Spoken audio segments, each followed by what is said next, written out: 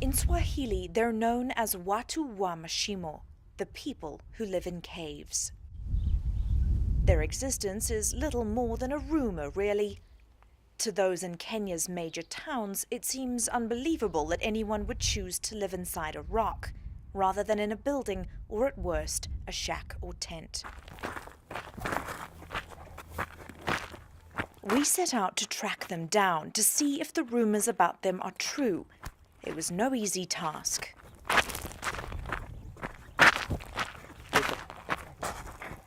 Our team climbed mountain after mountain, searching, scouring the harsh former volcanic outcrop for hours, with no luck.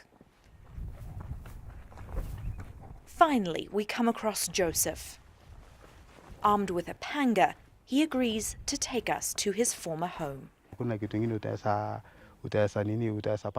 At first, we tried to farm here, but the monkeys attacked our crops, so we switched to burning charcoal. That's how we made money. This was the cave we used to live in.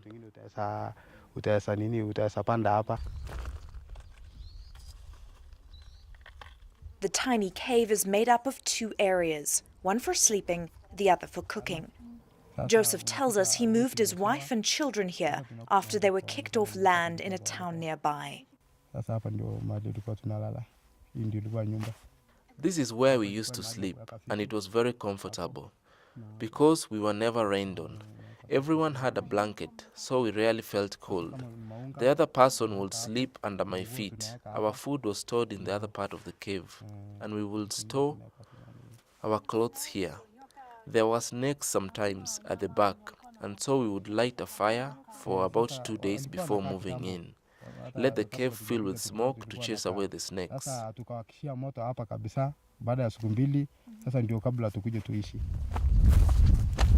Then a mysterious skin disease started affecting his children.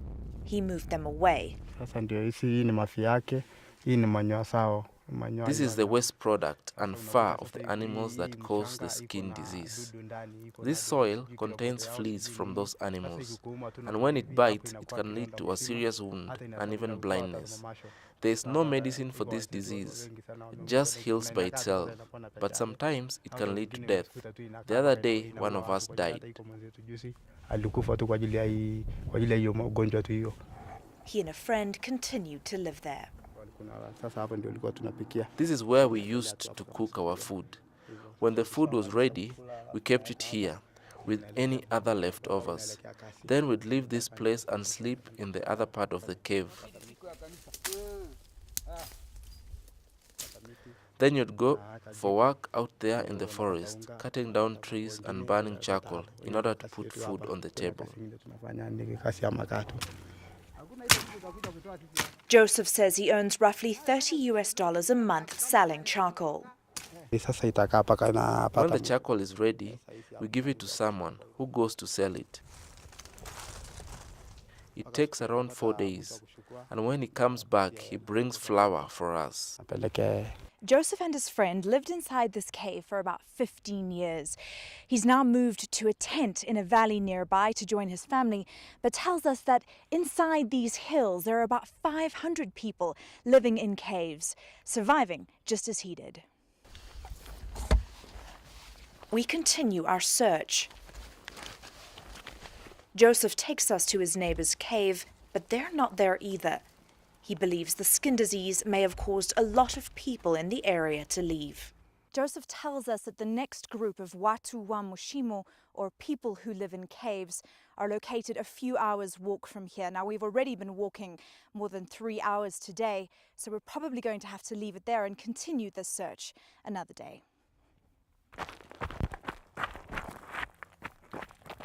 But on our way back, we come across Wilson, a young man who's converted 2 boulders side by side into a cave of sorts using plastic. He lives alone. These are blankets, and in this bag is where I keep my stuff. I dropped out of school because I don't know how to read and write, but I have a Bible. There are a lot of problems in this forest, especially with this animal that's spreading the skin disease.